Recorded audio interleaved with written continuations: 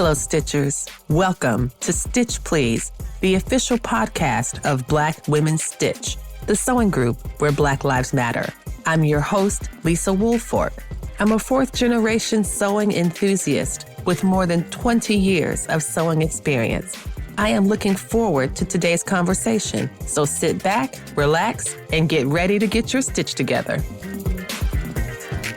Hey friends, hey, welcome to the Stitch Please podcast. I'm your host, Lisa Woolfork. And as I say every week, this is a very special episode because this episode is a continuation of our exploration of the commercial sewing pattern.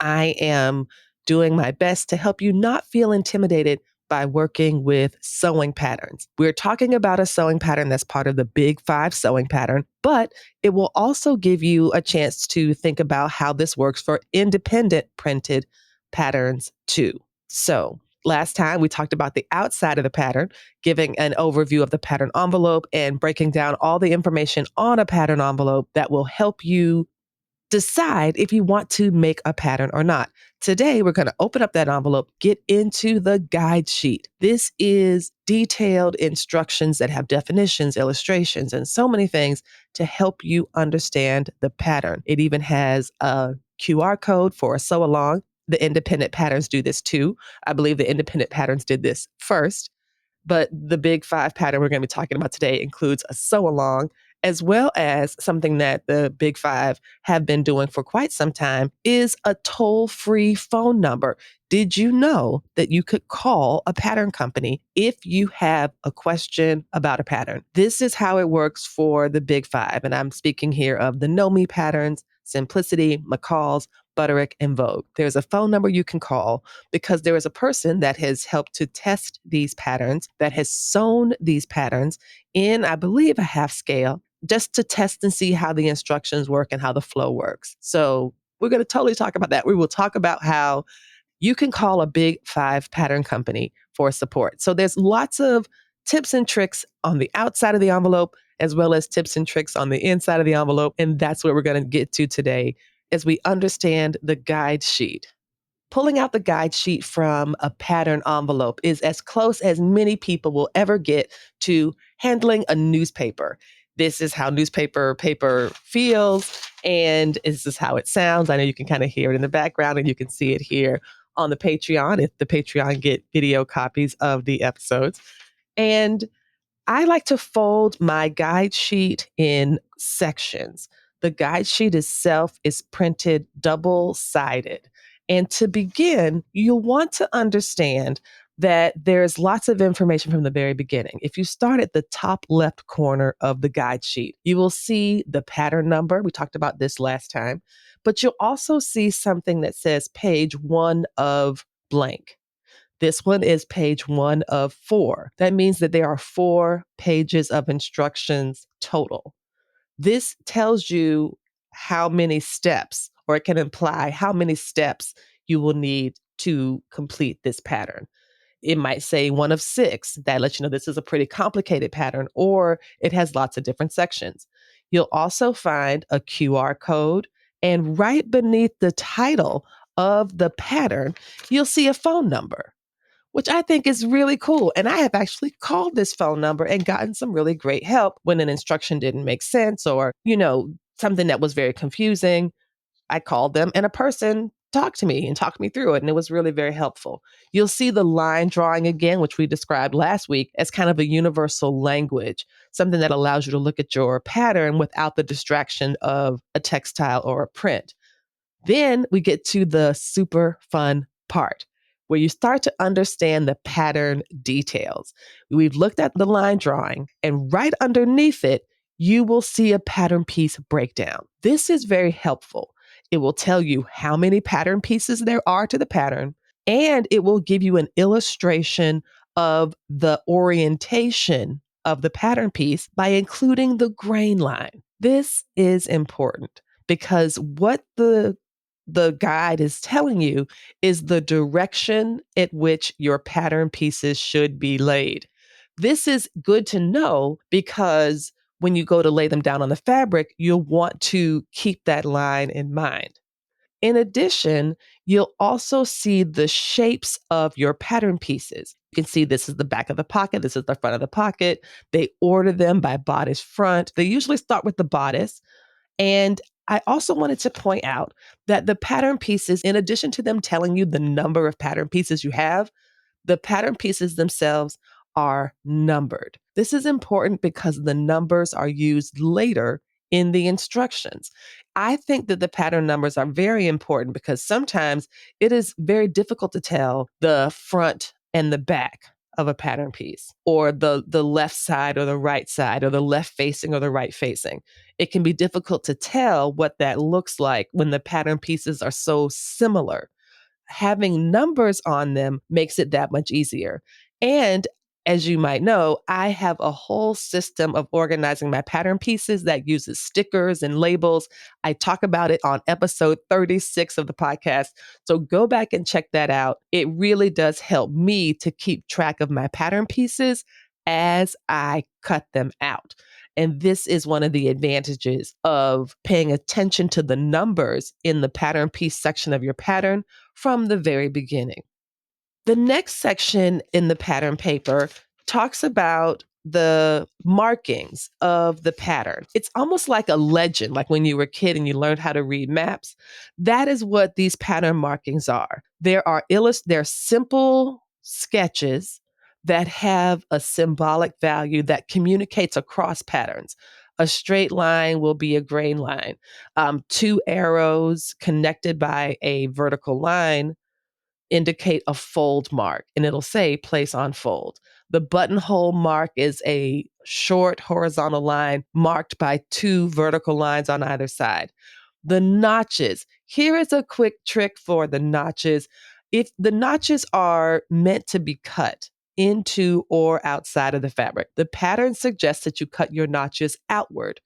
I cut my notches outward until I got a pattern notcher and started cutting them inward. So I would recommend cutting them outward for this reason.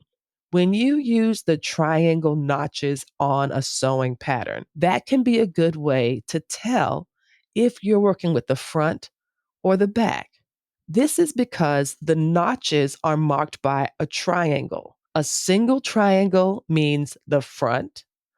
A double triangle means the back or the side seam, the back, and then a triple triangle with three triangles connected indicates the center back. So sometimes if I can't find my labels or I didn't mark the pattern piece, I will know that I'm working with the front because I have a single notch. And I know I'm working with the back because I have a double notch. And I know I'm working with the center back because there's a triple notch. Similarly, you'll have things like small circles and big circles, squares, and other triangles that are in the pattern piece itself. These are all designed to help indicate certain instructions. Gather from small circle to large circle. Pivot at the squares. These are all things you'll want to do. These are markings you'll want to understand because you'll need to mark these things on your fabric as part of following the instructions. There's also a pretty popular and important marking that is a circle with like an X inside. It's like a horizontal line dividing it one way and a vertical line dividing it the other. It's essentially like a circle divided into four pie pieces. That is your bust line, waistline, hip, and or biceps measurement. If you're working on it for a bodice, for example, that indicates the distance between your shoulder and your bust line, your center bust line, or where your nipple is if you're wearing a bra. That is where that marking is. It becomes important to have that marking so that you know where your darts will be positioned. They call it like a bust line measurement. I call it a titty drop because it's where like your titty kind of ends up. You know what I mean? When you put them in the bra.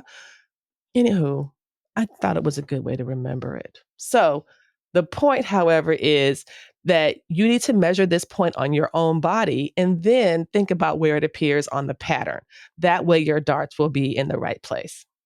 You also get the instruction of what seam allowance you should be using. This is another thing that you'll find right in the beginning of the pattern, right before you get into the cutting layouts. You also get to have a sense of a very simple adjustment. They'll tell you how to make the pattern piece longer or shorter. All of this is laid out in the instructions. They also try to tell you, which I appreciate, some cutting and marking instructions. In the cutting and marking instruction, they're always giving you some ideas of how to do something. They explain what nap is. They tell you if you should fold your fabric with a double thickness, fold it with a fold or without a fold. Do you cut two pieces separately and lay the selvages one across the other? Is it a crosswise fold? All of these are distinctions that the instructions talk about right on the pattern. So after they've gone through some of these modifications and preparations, that's when they get into the cutting layout. The cutting layout is a visual document.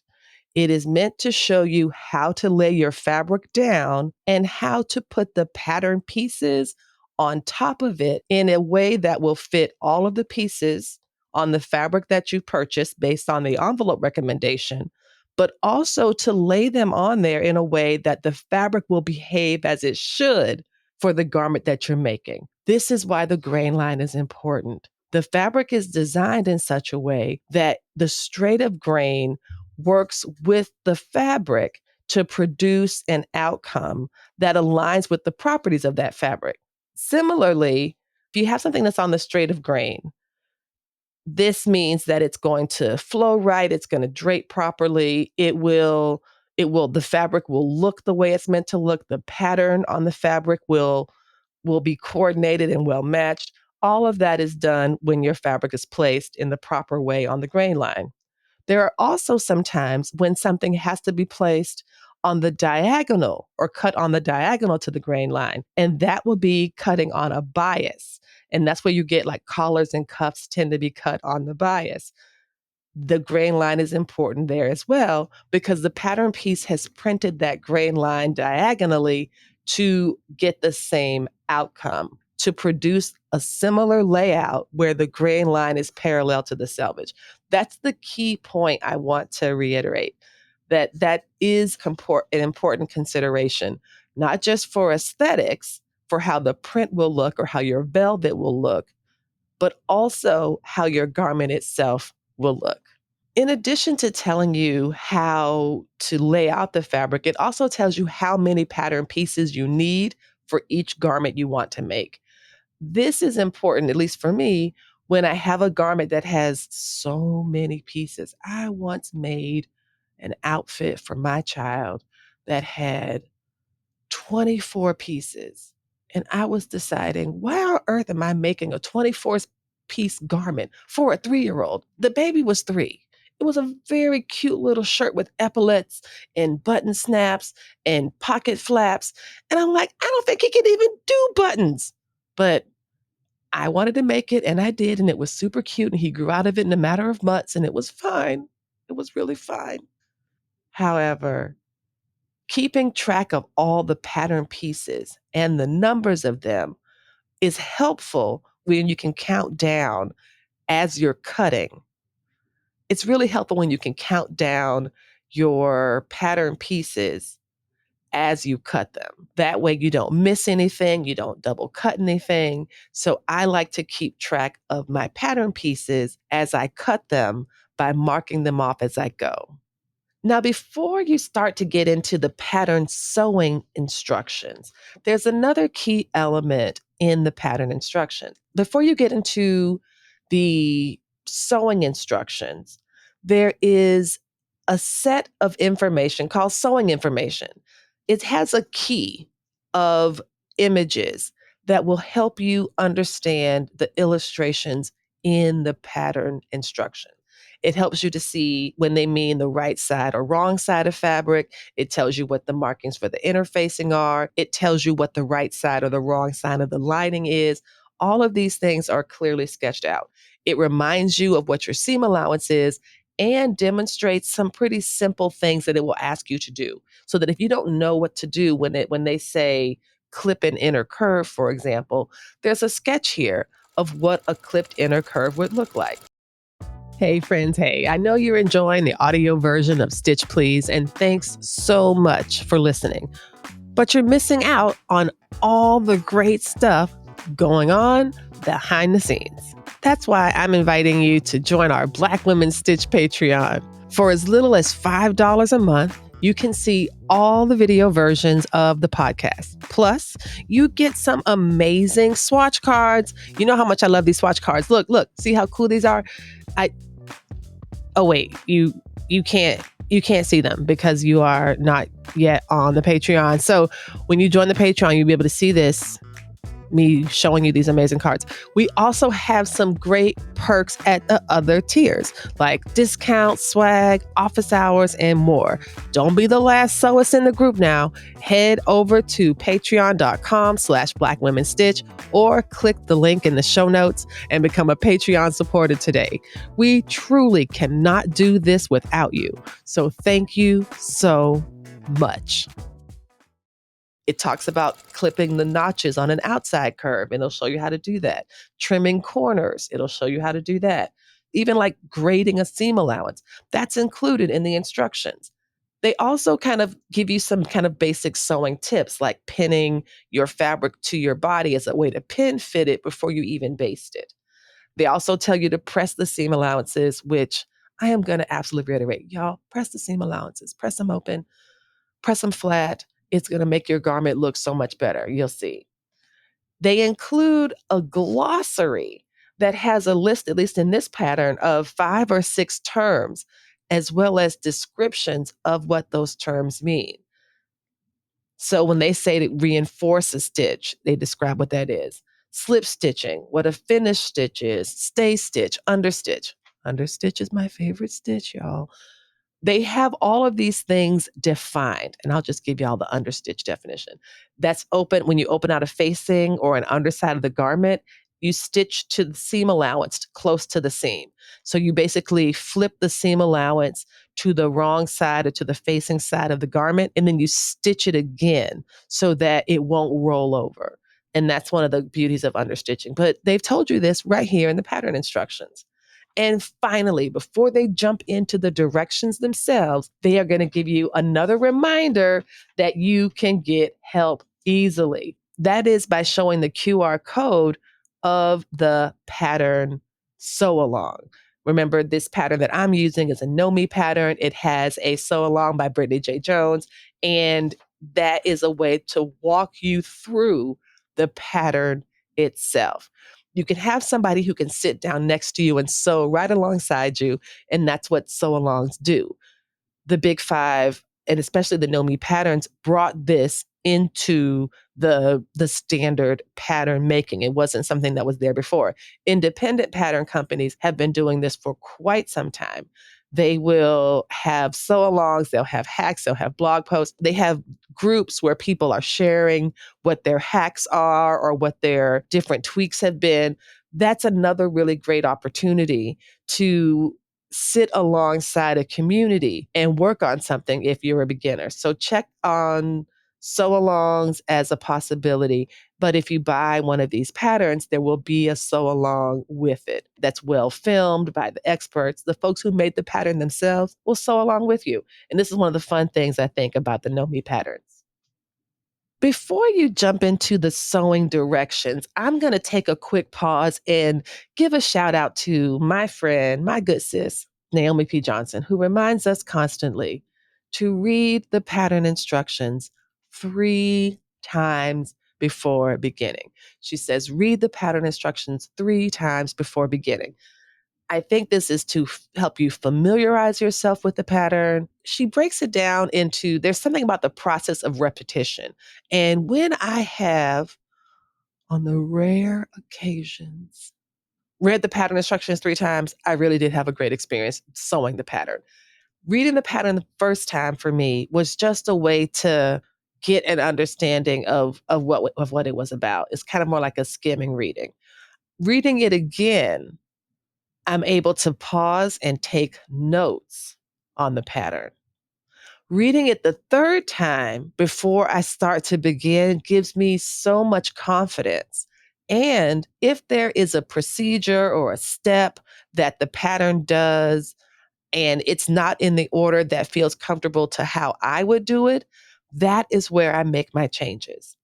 I say, okay, I see on step 27, they want you to do this. But because I want my outcome to be this way, I'm going to flip that step and do it before or do it after.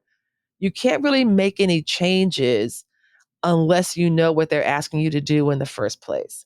So I like to read the instructions because I enjoy using the instructions, and to get a sense of deep familiarity with them, I will read them 3 times, especially if the pattern is new to me and I've never made it before or made anything like it. That does help me and give me a sense of confidence. One thing it's important to mention about the sewing instructions themselves is that they rely on 2 ways of helping you learn the pattern. They have written instructions that break down the same elements that they described in the glossary and in the guide sheet, but they also have really detailed instructions. They have detailed illustrations that depict the sewing project coming together. I think this is helpful because there are people who, everyone learns differently. Some people, you read the instructions, you read them 3 times, they make sense to you, and you get it, you click it, and you move on. For other folks, that doesn't work well. And having clear, detailed illustrations are what's required. And I do appreciate how the sewing patterns use both of those methods in disseminating the information about the pattern. So, for the first step, for example, they might say, place the center back seams together, right sides, and sew in a 5/8 inch seam allowance. They will also have that exact same step in an illustration, and the illustration will be numbered. So if we look at the bodice, they have us begin with the back bodice. The picture just shows 2 pieces of the number 2 pattern piece, which we can go back and check is the back bodice. And you can know that the first thing you need to do when making this pattern is to sew together your 2 back bodice pieces. This is something that it expresses very clearly in both the written instructions and the illustrations. And I do appreciate that range, because sometimes the written instructions might not be something I can process at the time, where I'm like, oh, this doesn't make sense. And then I'll look at the picture and it's like, oh, okay, that makes sense. They've got this piece from number 16 and they got the number 17, and they're putting it together that way. These are the ways, at least for me, that having the illustrations make a really big difference. Also, when you're looking at the pattern instructions, either the written versions or the illustrated versions, you will recognize techniques that you might already know how to do. And you might, because you have reached a certain level of expertise, say, I already know how to put together a collar. And I have a better way of putting together a collar, one that works well for me. And I do it all the time. I do it on all my shirts. I am not going to put the collar on the way that they are telling me, because I want to put it on the way that I feel more comfortable using. If you know that's going to generate the same outcome, go ahead and do it. The pattern and the pattern instructions are meant to help you get a good outcome. That doesn't mean that this is the only way that there is to get a good outcome. I do highly recommend for people who are beginning and who are developing their skills to practice sewing the pattern in the way that it is asking you to.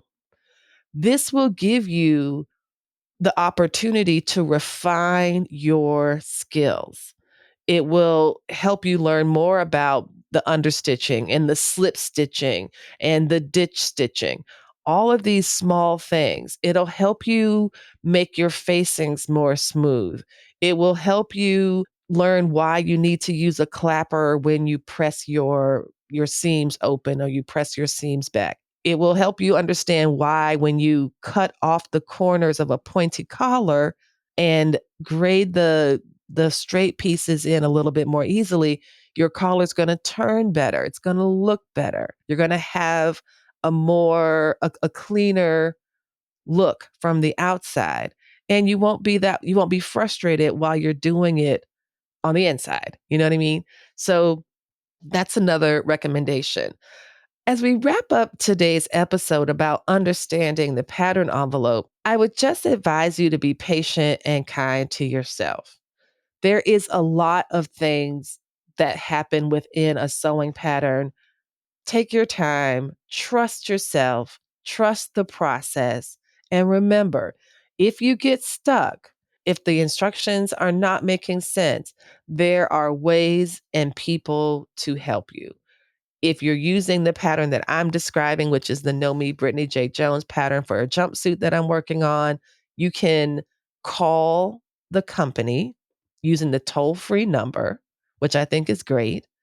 You can also click the QR code in the pattern that will take you directly to a sew along where there is a step-by-step video of Brittany J. Jones herself sewing this pattern. So you don't have to feel that you're lost. In addition, there's a lot of groups like Facebook groups, as well as groups on Instagram where you can see people have made the pattern and ask them about it. Like, did you get stuck on this part? There's wonderful groups where people are sewing, such as the Black Sewing Network, where they do sew-alongs as well. You can sew along with them. You can ask questions. All of this is to say that you do not have to go it alone. There are resources, there are phone numbers, there are QR codes for sew-alongs, and people you can ask questions of and get support with. For example, on the Black Women Stitch Patreon, for those who are at the $25 level or higher, you can send me a video message and I will send you a video message back. You have a sewing question, you are stuck on a facing or something like that, send me a video of the problem. I'll check it out and let you know what I think. So there's no reason that you have to feel that you're doing this alone, because the goal for me with this and talking about commercial patterns and talking about helping you get your stitch together is to keep the sewing going. I want you to have a great time. I want you to not be intimidated by a sewing pattern. This is a guideline. It is a set of instructions. It is a description of skills and terminology, all of which is designed to help you do what you want to do on the sewing machine in faster, easier, more efficient ways. And that's what we are about. So thank you so much for checking out this episode. This concludes our commercial pattern series. Last week, we talked about the outside of the envelope and what that entailed. And today we talked about the inside, which is the guide sheet and all the different elements of the sewing pattern. Let me know if you have any questions. Hit me up on the Speak Pipe, send me a DM, and join the Black Women Stitch Patreon, where I am incredibly responsive to comments and suggestions. Thanks so much, y'all, for listening to this episode, and we'll see you next time. You've been listening to Stitch Please, the official podcast of Black Women Stitch, the sewing group where Black Lives Matter.